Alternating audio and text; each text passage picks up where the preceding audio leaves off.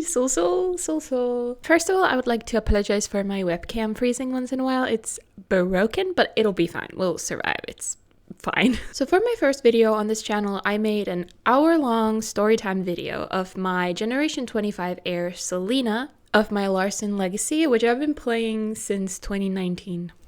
And I had so much fun making that video. Previously, I had tried to do that with the first 24 generations, but I'm glad those didn't work out because now I feel like I found my voice and the way I'd love to tell these stories in a more entertaining way. This video is a combination of my love for The Sims, my passion for storytelling, and my craving for drama. And I'm hoping you crave some right now because you're about to get it, hun. You're about to get it. Grab a snack, grab a beverage, play your favorite game with me yapping in the background. Get all comfy and cozy, okay? We're gonna get straight into it because I have to cover an X amount of generations. I have no idea how many. I'm gonna have to chop it into at least 2 parts, maybe even 3. I'm so excited. Okay, let's meet the founder of my Larsen Legacy.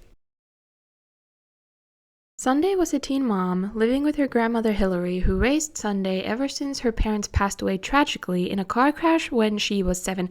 That's a very strong start, Rika, very strong start. In her teens, Sunday began... Why am I talking so annoyingly? In her teens, Sunday began dating... I can't speak! Sunday began dating...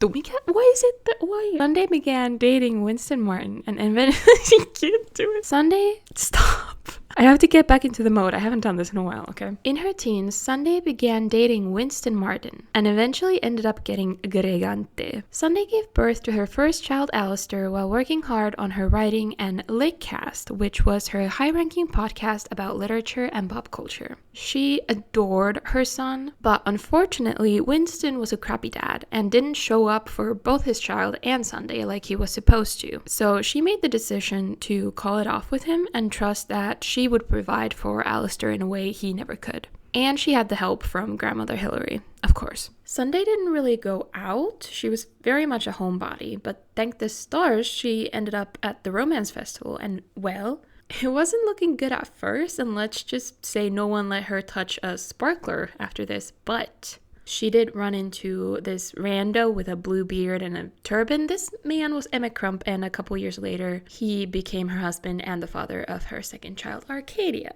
Honestly, I don't think about Sunday that often because her story wasn't that wild, I guess I could say, but since she is the beginning of this shit show of a journey I've gone through, bringing me to Generation 27 at the time of filming this, I can't help but put her on a pedestal. Maybe I should find ways to honor her role more. But in the end, Sunday lived a successful and long life, full of love and accomplishments. Okay, so that was fast, that was quick, that was Sunday, and now we start Generation 1. I don't count Sunday as a generation or Hillary. I think of Sunday as the founder separately, and her children are the Generation 1. Okay.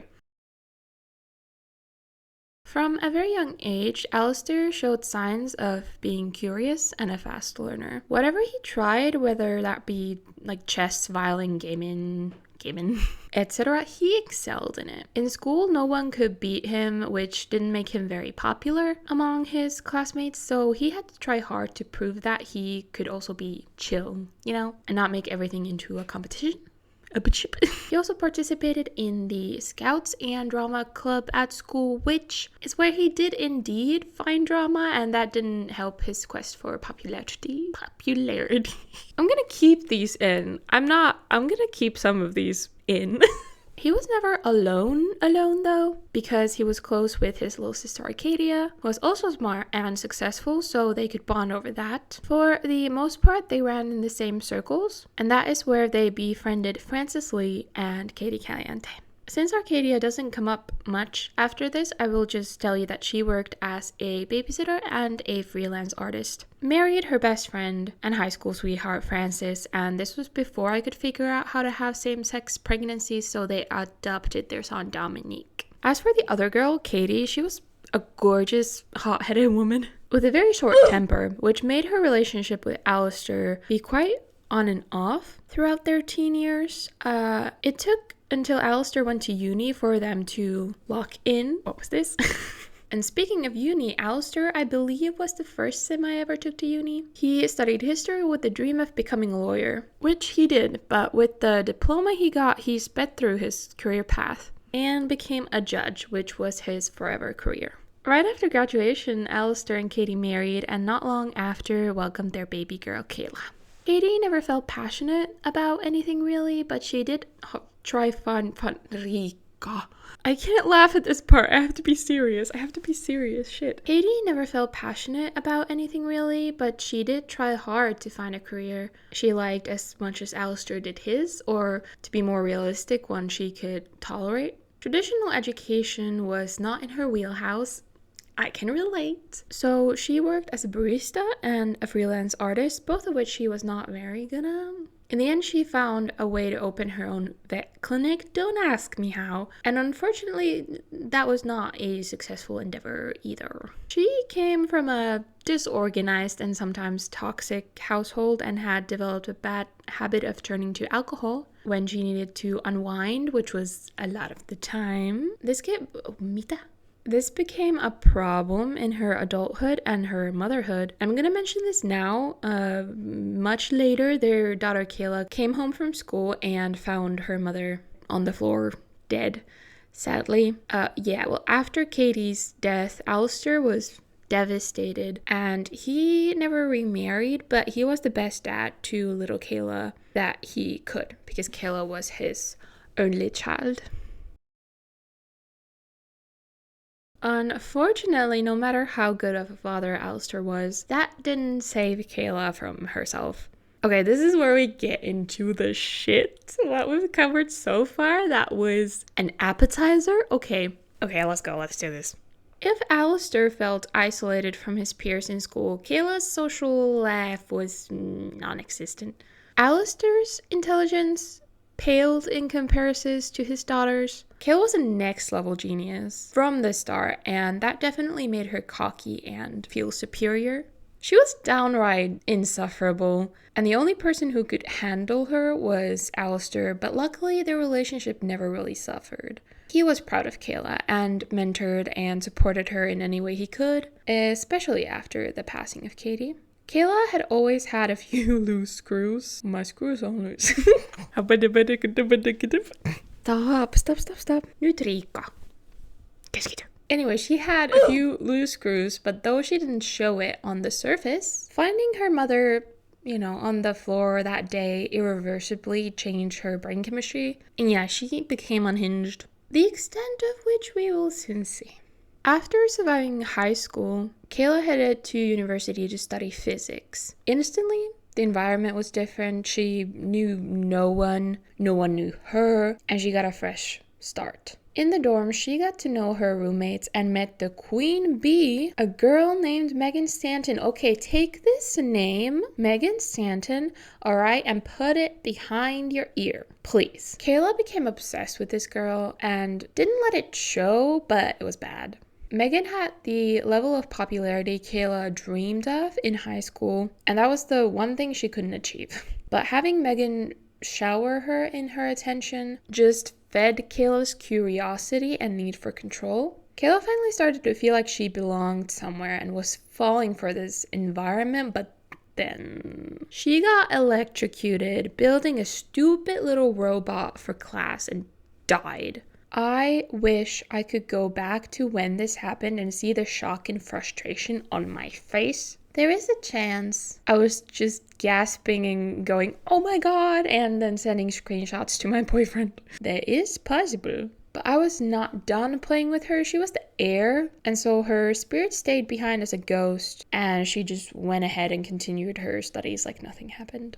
As we know, she was unhinged, and her obsession with Megan led to her using voodoo to cause strange things to happen to Megan. By this point, Kayla was making a new friend, Alexander Goth, who was very intrigued about death, and since she was now a ghost, they had a lot to talk about. But for some reason, Alistair had beef with Alexander, and he tried to talk Kayla out of the relationship, but changed his mind because Alexander agreed to combine forces with him and try to resurrect Kayla with Ambrosia, which did happen right after she graduated. So she was alive again. Yippee!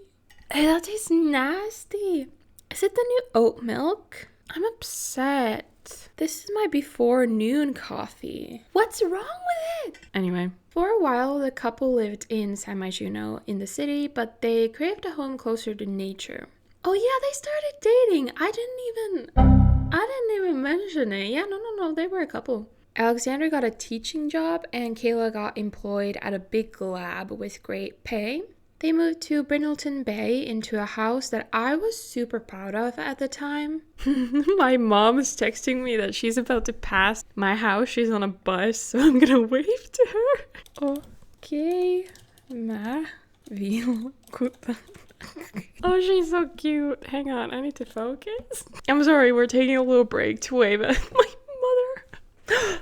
Hey, bye, Mom. Where was I? Back to Kayla. So they had a beautiful wedding, but Kayla apparently had beef with Sunday for some reason. Alexander and Kayla had twin boys, Hunter and Oliver. You might not believe it, but Kayla was a pretty good mom. Like, she loved those boys and was as present as she could be, but she was the breadwinner. She worked long hours at the lab, mainly because she couldn't pry herself away when, let's just say, she was working on a big project. So the kids had a good childhood, big house, happy parents, money, hobbies, friends. They had it all.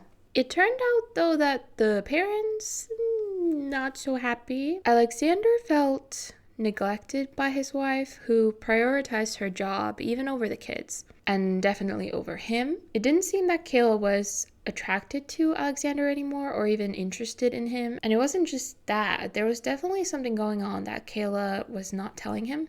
And he saw the red flags, but didn't know what to do with that. Until later, when the boys were teens, he decided he'd had enough and filed for divorce. Kayla didn't fight that at all. Now we need to actually go back in time to when Hunter and Oliver were still in middle school, but they'd moved into the new house, which I should mention came with a root cellar. This was when Kayla was promoted and now ran her own lab, giving her a lot more responsibility and workload. I should specify that this lab that she was not a head of was a part of this big corporation. It wasn't just like her own lab, but it was a big promotion. Megan Stanton was not the first unhealthy obsession Kayla had. No. Since childhood, she'd been intrigued by the story of the war between Simlandia and the planet Sixum, which I'll tell you more about in just a moment. What you need to know, though, is that Sixum had shut itself off from the rest of the galaxies, basically, just from space.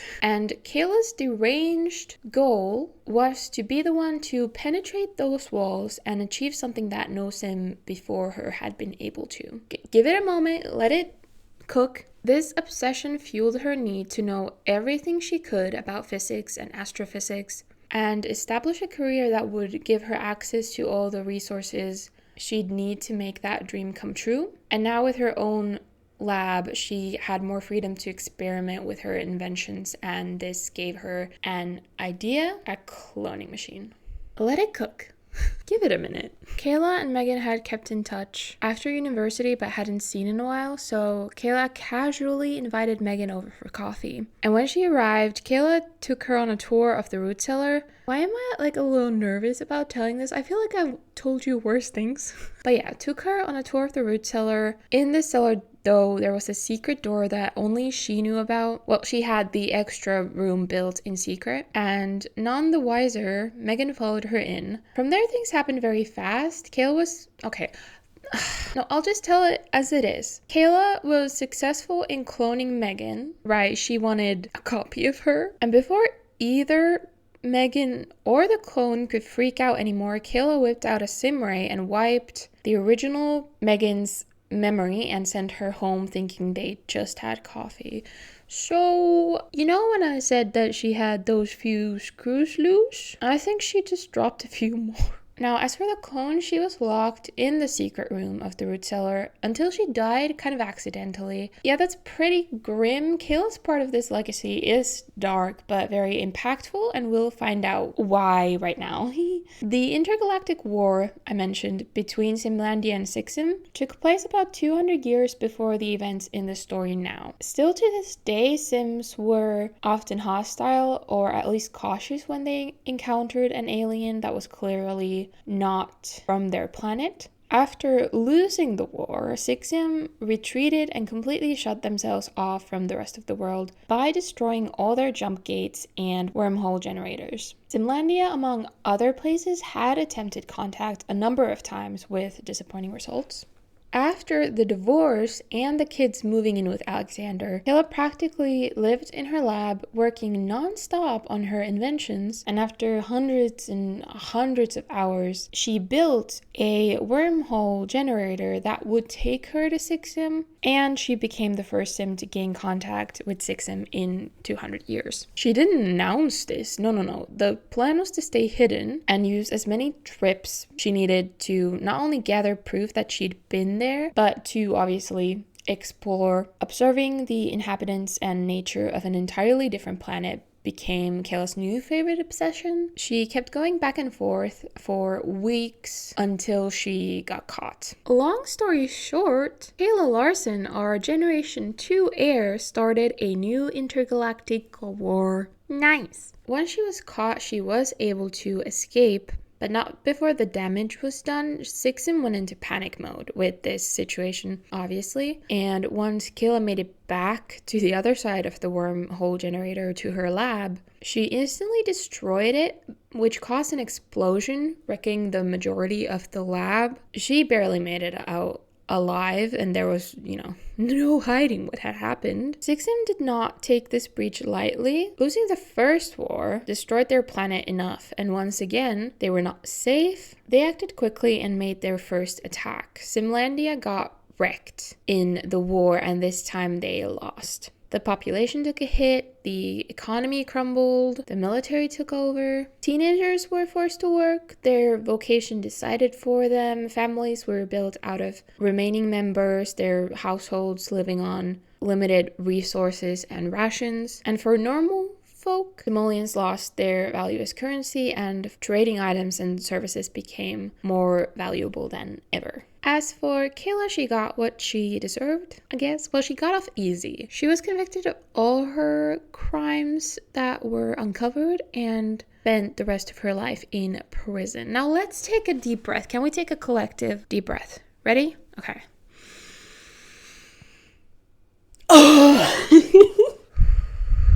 Good job. Okay. That was Generation 2. How are you feeling? Are you comfy? Are you excited for the next 22 generations? I hope so.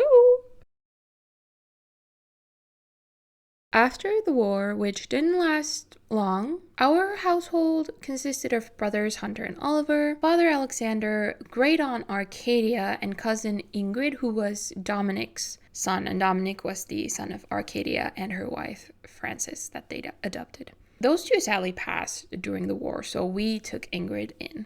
Everyone was forced to work hard to survive. The family had been relocated to Oasis Springs, which was a military-heavy environment, and their home was a bunker.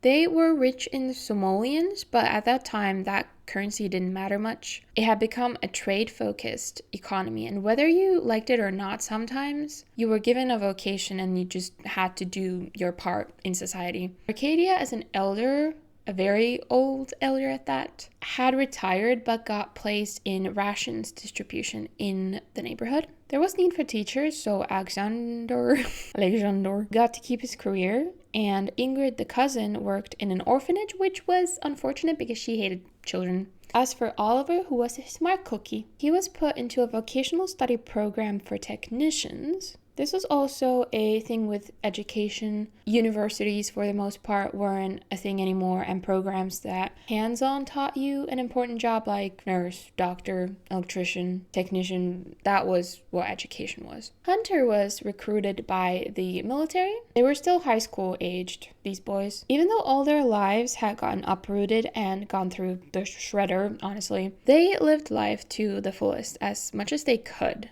As a family, things could have gone even worse, but so far they were alive, fed, and didn't have to fight for rations or supplies. So it was like, could have been worse. Oh, one thing I forgot to write down is that, as best as they could, try to keep it a secret that they were related to Kayla. But yeah, they were not quite popular around town.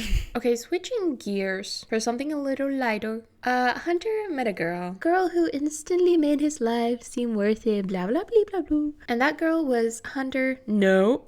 And that girl was Blue Fleming, a bold and daring girl who worked in distribution. Skipping forward a couple of years, the economy was reviving and life started to resemble its state before the war. Hunter was climbing the ranks in military, and the benefits he received were among the best available, talking about like society in general. Military personnel were given better access to housing, services, stuff like that, and combining that with his family's hidden fortune, Hunter was able to purchase a small house for him and Blue. Initially, he wanted to help buy a house for the whole family, but Alexander assured him they'd be fine and that after all Hunter's hard work, he deserved a fresh start with his love. The house he bought was on the military base in Oasis Springs. At this time, Blue worked as a researcher and writer for the local newspaper, but way down the line she became an art critic, which was her dream job. Her paintings decorated every wall in the house. Hunter and Blue got married in their backyard when they were barely 20, and they stayed together until the very end, although at one point Oliver flirted with Blue, and this caused the brothers' relationship to be rocky from there on out. Speaking of Oliver, his life didn't go so well. From what I remember, he wasn't lucky with the ladies. His first partner on the more serious side rejected his proposal literally through the ring of a cliff. So that was rough. But he did have her baby. I think he proposed to her when she was pregnant. But after that, he had another daughter with another woman who I believe he stayed with. If I'm not mistaken, she was Candy from Get Together. Hunter being the conscientious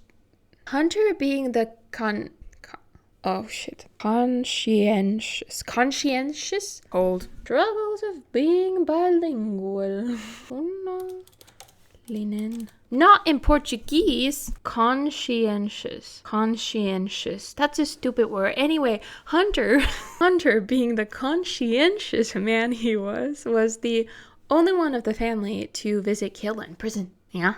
She tried to explain how her life's mission was bigger than the boys and Alexander, and it wasn't the sales pitch she imagined. But she did say, "I always loved you boys, and I was so proud of you and forever will be. I raised you to fend for yourselves, to protect each other. I raised you to see your own potential and trust in yourself enough to go for your dreams. Promise me you'll never forget that. Take care of your brother. Never risk losing your family like I did." And that, my friends, is a wrap for Generation 3. Generation 4, it's kid time, baby. Let me start by saying Kit Larsen is one of the most respected Sims in this legacy. A relic he found on his adventures has been passed down in the family for over 20 generations and currently sits on our mantle, if mantle is what I think it is. Kit will forever have a special place in my heart, and I don't know if I even exactly know why, but let me tell you his story. Kit grew up in a loving household. Though his parents were quite tough on him, demanded and expected a lot from him, especially since he was their only child. Both his parents were hard workers and had to build their lives from scratch, while still living with the trauma caused by the war. From a very young age, Blue and Hunter taught their son the value of hard work and how to always do his best. Ignoring this, like the pressure from his parents, Kit experienced a solid childhood. He if I close my eyes, can I pronounce it? He prioritized, yes, his schoolwork, but as soon as that was handled, he could be found running around the neighborhood looking for frogs with cousins Emily and Marie, Oliver's daughters. His teen years were even busier as he had an active social life, but most importantly, his new favorite hobby was archaeology. And just like his father did at his age, Kit met a girl and his life changed. Not necessarily for the better at this point, but we'll get there. This girl was named Clear. No, Clear. I'll stop, I swear. They had an awkward first date in the movies, but they did kiss. After that, they hung out constantly and formed a group of friends. Kit was very likable. Everyone wanted to be his friend. He and his friends often threw parties, some of them happening very stealthily in Kit's backyard while the parents were out. But one time, Hunter came home early and found Kit and Clear in the hot tub, and that was the end of his parties. The desert was never Kit's, vibe, and as soon as he turned 18, he took cousins Emily and Marie and headed into the big city to go to uni, which was a requirement from his parents. Kit wasn't interested in the concrete jungle any more than the desert, but getting out of his parents' constant supervision was a win. Going to uni to study economics wasn't his dream either. He'd plan on moving to the jungle and pursue a career as an archaeologist. Hunter and Blue promised to not stand in his way as soon as he got a proper degree first. They wanted to support Kit's dream, they did, but were just trying to make sure he'd do good in life, mixed with maybe trying to vicariously live through their son, as he got an education they didn't have access to when they were young. Anyway, Kit found financial independence very important, and due to his excellent grades from high school, he got enough scholarships for a full ride through uni. He worked as a fisherman on the side to save up money. This man overworked himself to make his dream come through. Not through, true.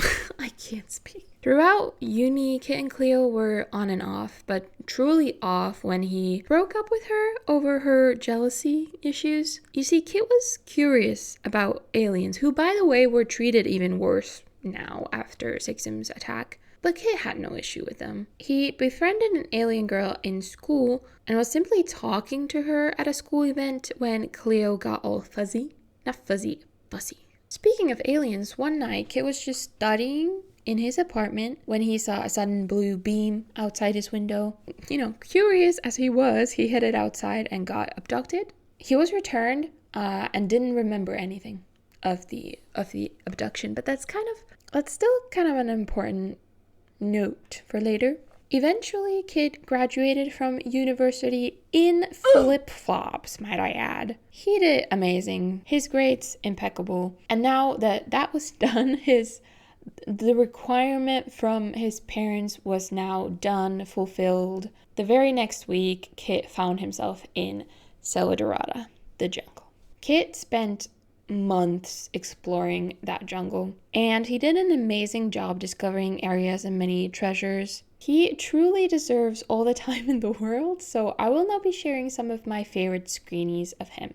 Okay, here's him entering the jungle. Here's him being a baddie with his machete. Him with his widow washer brush, hard at work. Here a spider almost killed him. Here he almost died from a curse. Here he almost burned alive. Here he got struck by lightning and almost died. Back to work he went, working hard. And here he almost died from a bat attack. Kit eventually made his way to the last chamber of this one temple and found a treasure worth a fortune. He wasn't looking for that kind of fortune though, and kept some of the most valuable treasures for himself, like he didn't sell them. To him, being able to explore so much of the jungle and the temple was a fortune in itself. It was his dream, after all. And now that he had fulfilled his dream, what did he do next? Well, he was able to earn enough money in Selena fishing for the villagers here and there. He ended up buying a small house in Sulani, a beautiful tropical island with a small enclosed community. But Sulani was struggling. The increased amount of tourism, among other things, was harmful to the environment, and the island was in great need for help. Kit made this his new mission. He packed up his entire life again and began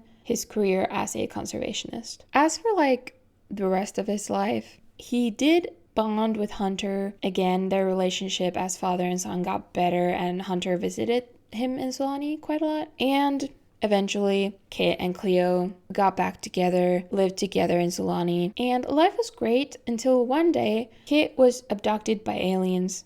Again. I have it here in brackets that this was not my doing, this was really not my doing. And this time he found out that he was pervert with an alien baby. And this was not my doing, this was the game, and I've never been a huge fan of the fact that Sims can come back from the abduction, gregante, it's just, I've never been a fan of this concept. But this is what happened, and a lot of Sims would have been really upset, scared, whatever, but Kit, he had no doubts about keeping this little alien baby.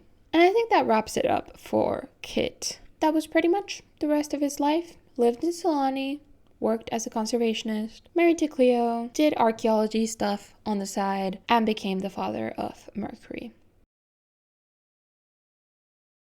Growing up, Mercury received lots of love and support from his family. Having him was a big life adjustment, but Kit and Cleo saw Mercury as a gift from nature and protected him at all costs. He was such a sweet child. As he got older, the sandy beaches and the hot climate of Sulani didn't intrigue him anymore, or offer enough opportunities for him to pursue his dream of making music. Oh, I always forget to take these off. I have little butterfly clips. Anyway, this is why he wanted to move to a big city and shoot his shot in that industry. Since his parents were so supportive of him, they gifted him the equipment he needed to start working on this dream. Kit knew from personal experience how important it was to have parents who backed you up, and he never expected for Mercury to get a higher education if that wasn't what he wanted. Since Mercury was an alien, who were still not the most popular occult around back then, he struggled with social interaction and making friends, of which he didn't have many. Is that sentence sentencing? I don't know. And that was also another reason he wanted to get out of Sulani and move somewhere with more open-minded people. But before he managed to do that, he met a girl. I know we have a pattern here. Wait, have I only had one girl heir at this point? Slay. He met a girl who was struggling even more than he was, because her parents had just passed away. I'm sensing a pattern here too. And she was left all alone. Mercury was there for her and vice versa, and their friendship quickly developed into something more. Now you will see, here's another pattern. You will see quite a lot of teen pregnancies in this legacy. Hang on, I want to count how many there's been. I believe it's more than 6. It's more than 6. It's just because the teen years are so long, and all they can really do is go to school or have I guess there's a lot of things they can do. Sometimes I just want to move things along. Anyway, Mercury and Sierra, oh by the way, her name is Sierra, had a teen pregnancy. She was artistic too, and to have better income to support their baby, with assistance from Kit and Cleo, they moved into a small apartment in San Myshuno. Sierra became a freelancer. Sierra became a freelance fuck. I've written paintist. That's not a word. Paintist? I think I'm a painter. Freelance painter. And Mercury poured his heart and soul into making his tunes. I said I dig your groovy tunes, man. And a small record label actually signed him, so he was making good money. Then I've written that they had 2 stinky babies. It's very kind of me. Twins, Hudson and Harriet. Life in this household was going great. The kids were angelic and loved beyond words. Mercury proposed to Sierra, but before the wedding plans had a chance to start, Sierra suddenly passed away. It is what it is. Sometimes I question if I should be saying these things out loud. It's fine. This is nothing compared to the things I'm gonna say.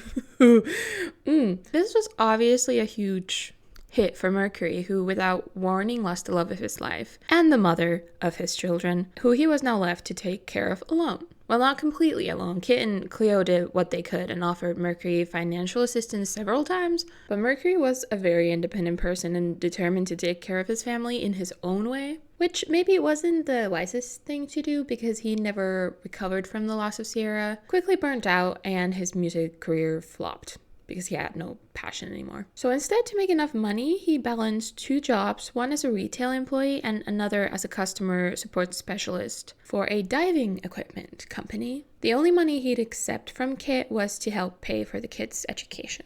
Okay, at this point, we'll move on to the next gen, but Mercury will be back. But I sat here for like 2 hours scripting this next gen, and I don't even think I finished. It's a lot. Okay, let's get into it. I have Tate McRae playing in my head without paying rent. Oh shit, fuck, I got lipstick on my finger. I know you didn't ask, but I have Tate McRae's two hands playing in my head on a loop. The other day, it was the part at the very end of No One Mourns the Wicked, but it was the part where Glinda sings She Died Alone, and that part was, you don't care. I'm sorry, I'm just yapping. After losing her mother when she was nothing but a little teeter-tot, both Harriet and her twin brother Hudson became clingy and suffered from separation anxiety when away from their father Mercury, who was away a lot due to his 2 jobs. And let me tell you, Mercury did his freaking best, juggling work-life balance, 2 little kids, depression, what have you. But these kids were his life, and he worked hard to provide for them, making sure they never lacked the necessities. But they didn't really have anything fancy, and the other kids kind of bullied them for that anyway. As the kids grew older and weren't so dependent on Mercury anymore, he started becoming more distant, and at the same time the kids were more involved in their own lives and grew distant from their father. The twins shared a lot of the same interests and characteristics, but when it came to their social lives, they were polar opposites. Hudson was shy and introverted, while Harriet was this bubbly personality who thrived when hanging out with friends, of which she had many. How many girls, though? She didn't get along with other girls that much, but she did have a group of boys she hung out with. Lorio, if that's even how you pronounce it, Jesus, and Ian. She didn't spend much time at home. Eventually, Mercury befriended the assistant manager at the company he worked for, the diving gear company. They went on a couple of dates and fell in love quickly. Their relationship grew so serious that she ended up moving in after just a couple of months. And this woman was named Ratna German. Ratna. I'm sorry if that's your name. No offense if your name is Ratna. It's nothing personal, but this woman was indeed a rodent. She was a townie. Okay, I didn't name her. She never got along with the kids. In fact, she hated children. That was one of her traits. Hudson stuck to himself and tried to ignore the whole situation, but Harriet had a different approach and got into heated arguments with Ratna from the very start. Since Harriet couldn't stand being at home, she hung out at a college campus, partly because she knew she most likely couldn't afford going to uni. And her grades weren't anything to brag about either. She and her friends had fake IDs, partied, and got into a bunch of trouble. And sadly, at some point, Mercury just stopped caring. Hudson, on the other hand, had been spiraling with his own depression, keeping it to himself for the most part, although his bond with Harriet was his lifeline, and no matter what happened, they had each other's back. He had also grown close with one of Harriet's friends, Jesus, and unfortunately got turned down by him when he tried to, shoot his shot. This led Hudson down a risky path, and in his darkest times, he made some enemies. The family never got an answer for why he was shot dead on the street. I know that's dark, but we'll roll with it. Anyway, shot dead on the street. Whatever he had been doing in secret, his mistakes caught up to him, and this was the end of this road. Why am I using my hand so much? R.I.P. Obviously, Harriet's heart shattered into... I'm gonna actually sit on this hand. Mercury drowned in his own depression, and Ratna was an even rodenty?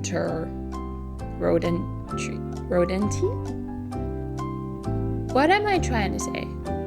Basically that bitch had to go, okay? Oh, and at this point, Harriet had been dating one of her best friends, Ian, but after Hudson's passing, he suddenly became distant too, kind of ditched her on a date once, which led to Harriet getting drunk and hooking up with one of her other besties, Can we call him Lo, actually?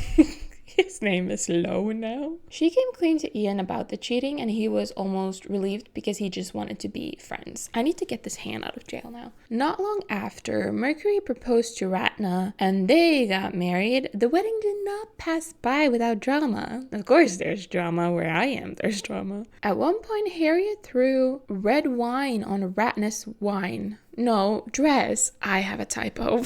Harriet threw red wine on Ratna's dress, her wedding gown, staining it completely. An unforgivable act Honestly, sure, but I support women's rights and women's wrongs.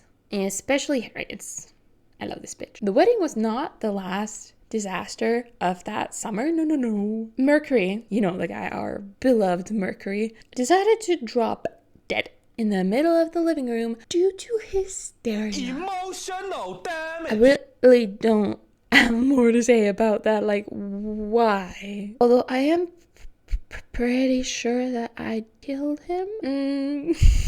Sometimes for shits and giggles, when my sim is close to an emotional death, I just kind of let them do it. I also love how in the middle of the reaping process, Ian's just back there on his phone. Well, anyway, we're in the crap now.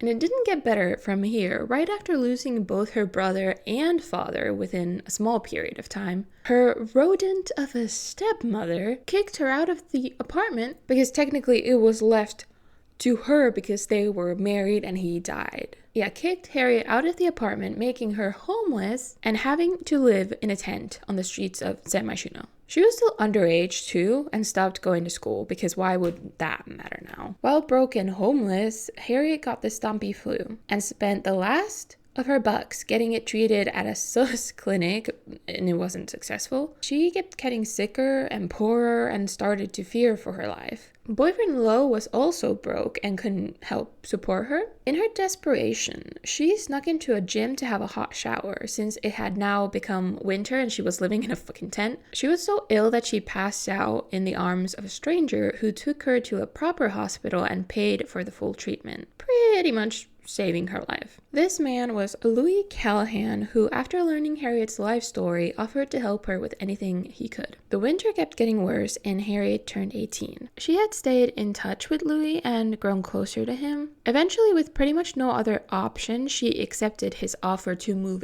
in with him in his penthouse. Yeah, he was loaded. A man in finance.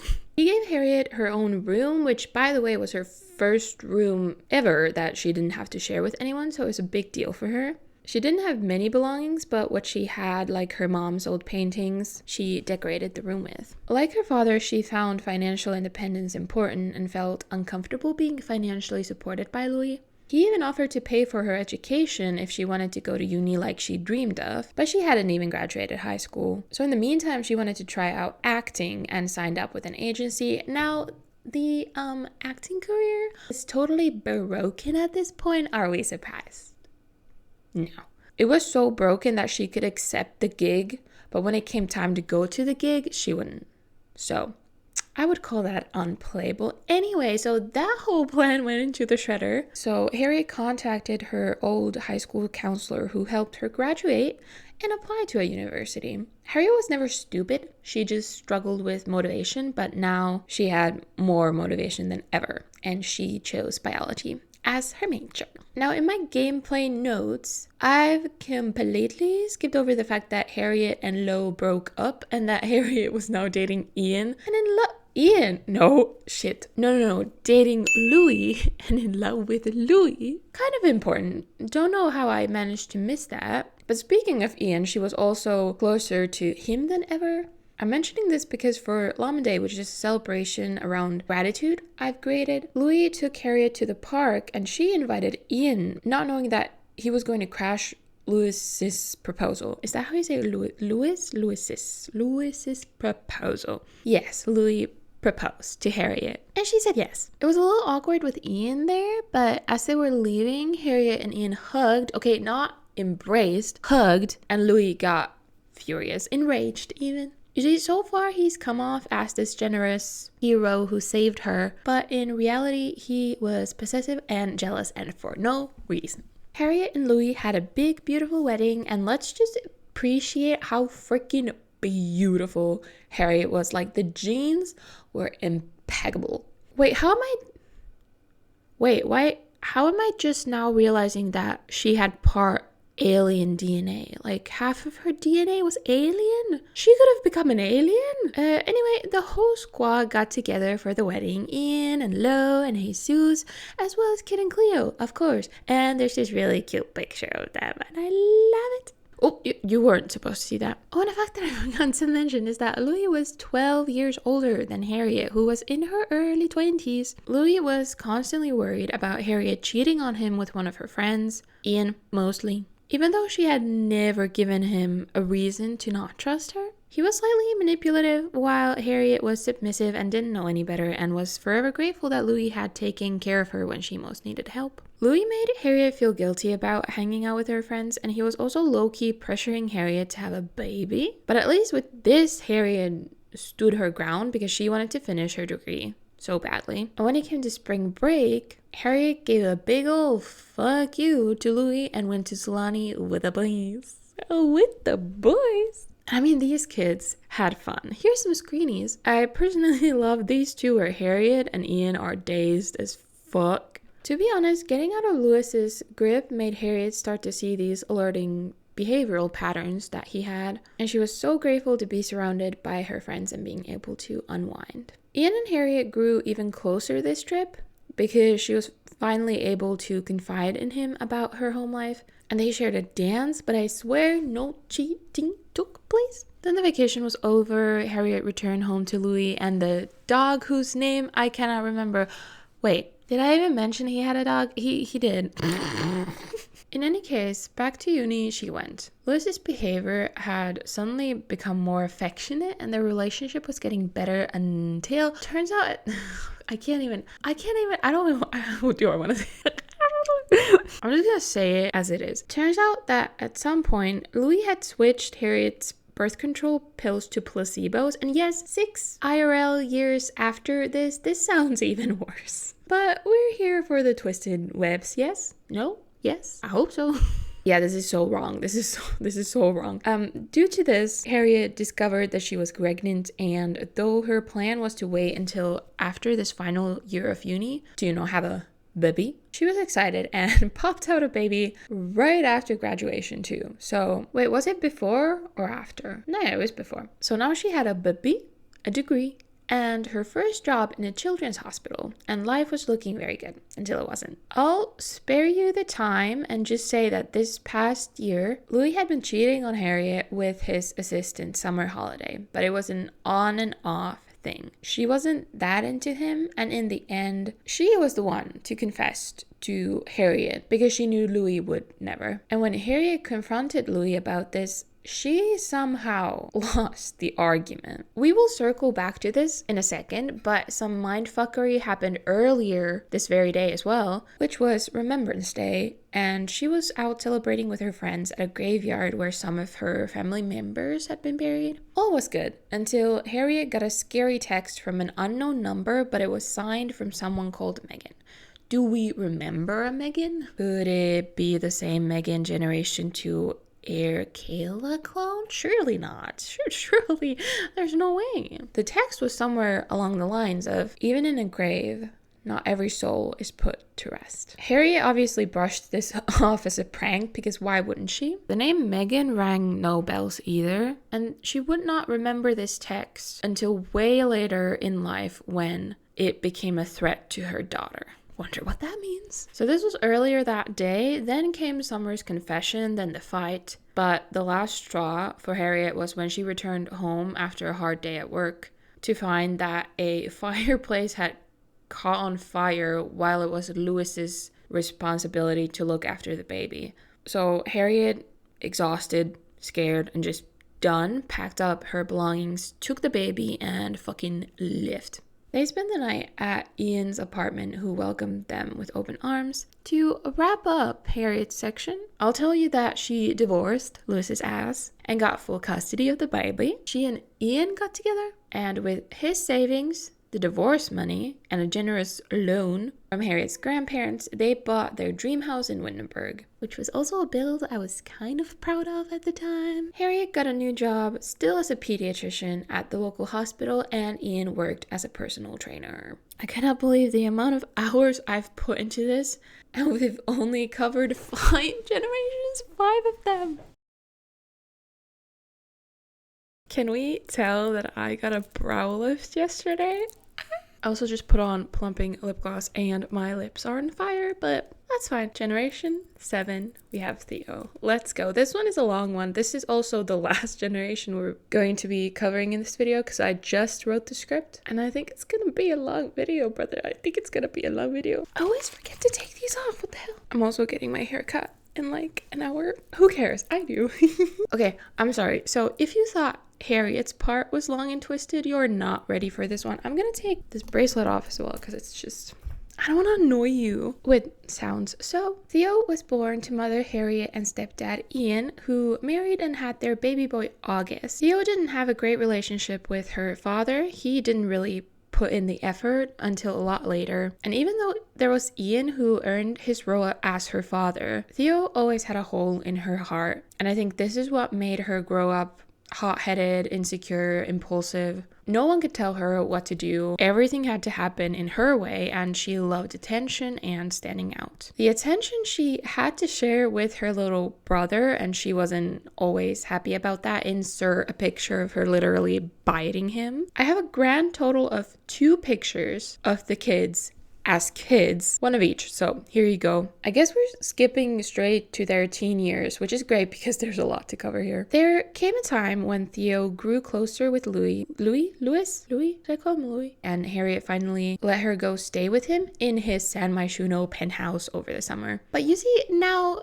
Theo had a stepsister. You want to guess who it was with? A summer holiday. Nope, her name was Bridget, and these two were too similar to live under the same roof without constant fighting. I'm going to share one of my favorite screenies of Theo making candles in the penthouse suite at sunset because it's just too pretty to not share. She made a lot of candles and she bonded with her mother over like taking care of their bees and insects and whatever. Oh my god, I just remembered, this isn't in the script. As an adult, Theo actually died from the fabricator machine, whatever, but I didn't include that in the lore. I just remembered that now. Anyway, while in the city, Theo started dating a guy called, and I did not look up how to pronounce his name. Hold, please. Vaya. Okay, I would have called him like Vaya. So Theo started dating a guy called Vaya. Was it Vaya? Yes, Vaya. Their relationship was quite superficial, just for funsies. And now, gays and theys, we're gonna dive in the deep end. Theo and August were hanging out at a bar. Yes, they're still teenagers at this point. I'm still wearing these. And Theo went out to have a smoke. Same note applies here, whatever. And a strange woman walked up to her and just started talking frantically. The woman introduced herself as Megan Stanton. The math isn't mathing. Megan told Theo the whole story of when she met Kayla Larsen in college, became her friend, became her enemy, got cloned, her clone got kidnapped, tortured in a basement, and eventually murdered. You know, and how the real Megan, who is here now, gained her memories back after a while. So she like remembered Kayla cloning her and then making her forget it, whatever. And she's been running from Kayla ever since. But like Kayla's dead, right? Kayla died in prison. As a side effect from the cloning, Megan wasn't able to age. So that's why she's here. Megan promised 3 things. 1, Kayla is very much alive and after them all. 2, that she wasn't the only person Kayla had cloned. And 3, she believed Theo's parents and ancestors had been covering this up for a long time. Even though this crazy story came out of nowhere, Theo had a hard time not believing Megan. She provided what proof she had, her theories, her suspicions, warnings. Megan was so convinced Theo's parents were in on it and Theo should stay far away from them. Theo knew very little of her family history since it was so dark and no one wanted to talk about it, but she knew enough to see that the pieces of Megan's puzzle were locking in, at least mostly. You might be wondering why Megan chose this time to approach Theo out of nowhere. Megan knew about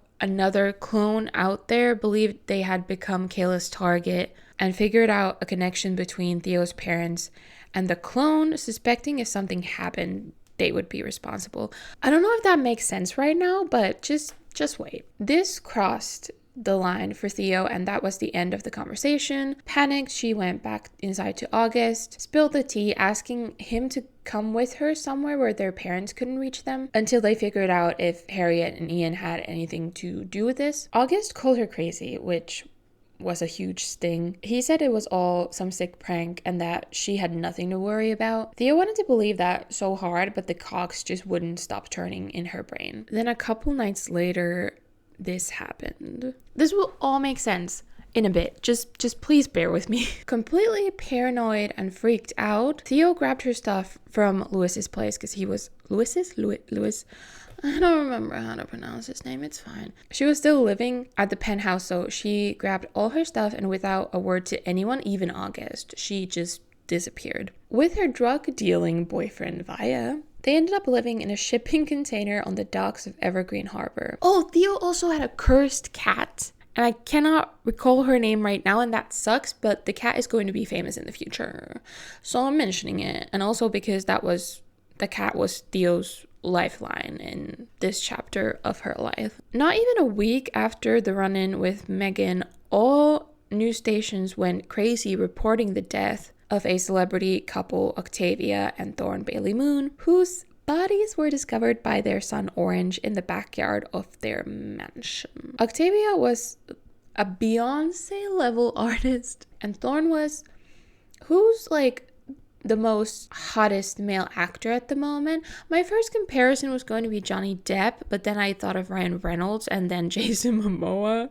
I don't know. In any case, he was like the highest paid male actor at the time. The son Orange was in his late teens or early young adulthood. As the murder investigation opened, Theo freaked out even more, if that's possible. Somehow she put two and two together and figured out that Octavia must have been the other clone, and this was Kayla's doing. I didn't write this down, but it is a part of the lore. Ian, like I said, he was a personal trainer. He was actually Octavia Moon's personal trainer at one point, and before her death, Octavia just out of the blue texted Ian saying that like his family was under threat, whatever, and after that Octavia didn't reply, and then she got murdered. So that was just a little part of the lore here that I didn't even write down. Theo tried many things like alcohol, cat cuddles, and whatever substances Vaya had for sale to drown her guilt of not having the guts to go to the cops or her parents with this confession. Theo and Vaya didn't necessarily even like each other, especially living in that cramped, hot shipping container. His business created lots of uncomfortable and dangerous situations for Theo, and she was losing her mind. For example, one day, she was alone at home when a guy forced his way inside and stole a whole barrel full of what Vaya was selling, which got him into trouble with his boss because he couldn't afford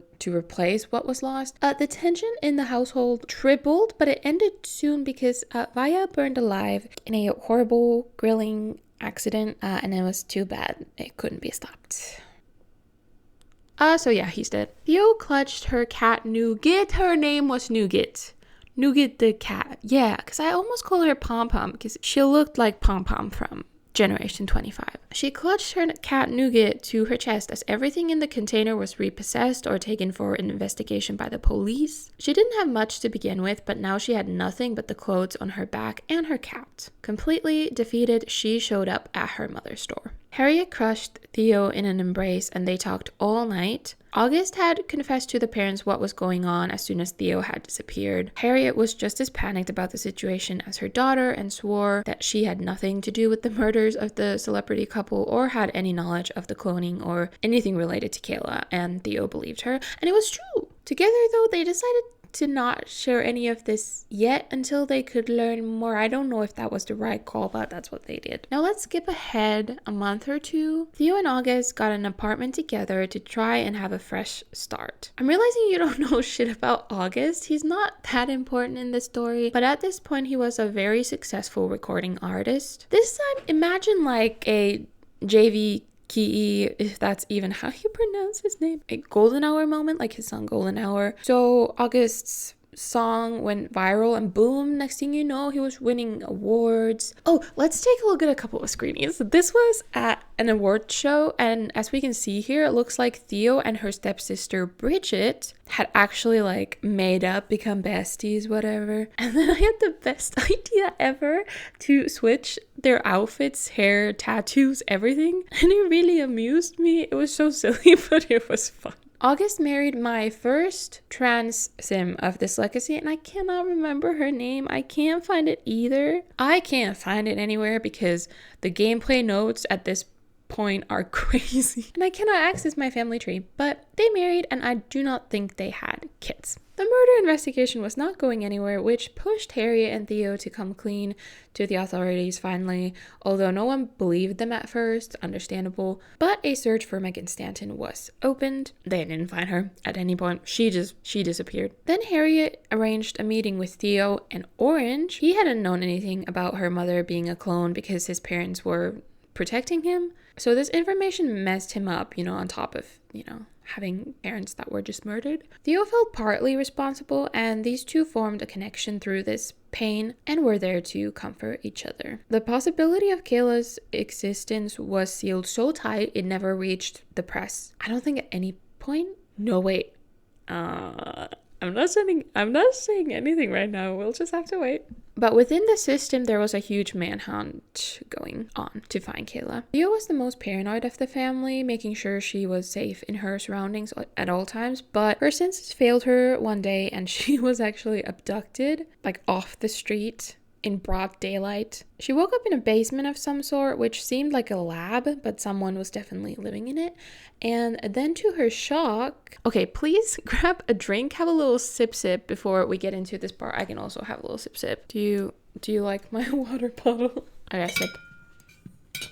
Sip is done. Okay, let me role play here now, okay? Hello, Theo. I am Kayla Larsen, your great-great-great-grandmother. I'm sorry I had to do this way, but you play a big role in this whole operation. Megan made a big mistake involving you, but what's done is done. Don't worry, I'm not angry with you or you going to the police. I know you don't know me or my motives, but I will tell you everything now, and then I will be gone forever. And I need you to deliver this message for me. I need to start from the beginning. I died in prison, yes, but then I woke up in a morgue. I had never considered the effects of the ambrosia Alexander and my father used on me in the past, but apparently it revived me. However, this time there were side effects, which didn't matter much since I had gotten another chance at life, making me escape for two reasons. If I were to get caught, were they going to put me back in prison? And would I even make it back to prison before I was chained to a metal slab, tortured and pried open in search of how I had defeated death again? Once I got settled, I started keeping tabs on my biological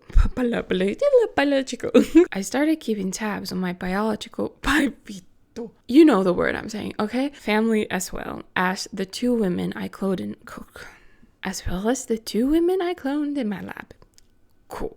Not long after I cloned Megan Stanton, I was approached by a coworker who told me his wife Bae was suffering from a terminal case of itchy plum bob. This man was aware of my exceptional wisdom and in a jokingly manner introduced me to his wife in hopes of me finding a cure. What am I gonna title this video? What the hell? I bet when you clicked on this video, you were not expecting this. Anyway, Bae was willing to do anything and she begged me to save her life. I was eager to have another chance at cloning someone, this time willingly. So I came up with a legal document that I made her sign. The document prevented Bae from ever telling anyone about this experiment, no matter the outcome. The cloning was a success. I managed to clone Bae and remove her illness, which had never been done before, but now there were a few issues. I could never tell anyone of this incredible, life-changing success, or I would have to deal with the consequences of illegal cloning and everything that comes with it. There were now two Baes. The clone had all of Bae's memories and she understood what had just occurred. The real Bae understood it too, and she had a plan.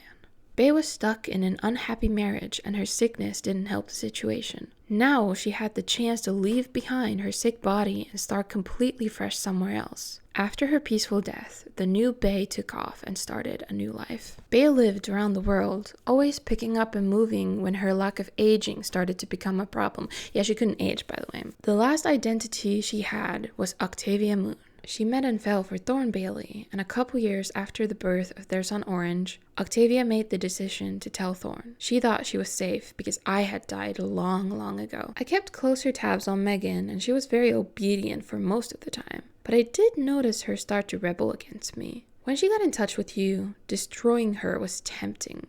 And now she's gone and I cannot be bothered to trail her for any longer. She's free to go, and I suggest no one try to find her. Then Theo asked, why did you kill Octavia then? Why did you let Megan go but kill her? Because, child, Megan was never a real threat to me. She was too selfish to let anyone expose me. If she had gone to the authorities, it would have hurt her. But Octavia, once she found out I was alive, she feared for her family. She was hesitant for years and waited too long, but nonetheless, she was a threat. After you met Megan, I feared you would team up with Octavia and go to the police. I had to eliminate her. Perhaps I would have left Thorn alone, but the poor bastard got in the way. Why are you telling me all this? I needed someone to hear this, and I wanted it to be family. I'm very proud of the success of our legacy. Your pride means nothing to me. Perhaps not, but I still need you to deliver this message. I have a recording and some documents to go along with it. The video is just for the authorities to assure them I'm no longer a threat. And the documents include all my research and testing results with cloning, including how I successfully cloned Miss Bay without her illness. I have kept it to myself for too long. I'll let you go now, my child. I hope you will treat your family better than I did. Family should come first. I've learned that the hard way. And don't worry, I won't bother you ever again. It's time for peace now. Theo emerged from the bunker that was built and hidden under a plane crash site somewhere in the desert of Strangerville. So now she was in the middle of the desert with no way to get home. She wasn't quite able to wrap her mind around all that had just happened, understandable. She called her mom and boyfriend trying to get someone to come get her. I didn't mention that she and Orange were dating now, did I? Why do I keep doing this? Anyway, they were dating. During her several hours of waiting, she did a lot of thinking. Like, was this closure? Would this fix the trust issues in her relationship with Orange, or fear all her family was drowning in? Could her legacy's past finally be put to rest? And if this fixed everything, what was next? It's important to point out that she and Orange had trust issues from the very start because, you know, that Theo's great-great-great-grandmother had killed his parents, stuff like that. But in any case, eventually they married and had 2 children, Sawyer and Monica. I love them so much. As for their careers, Orange went into politics and Theo became a civil engineer because she's smart.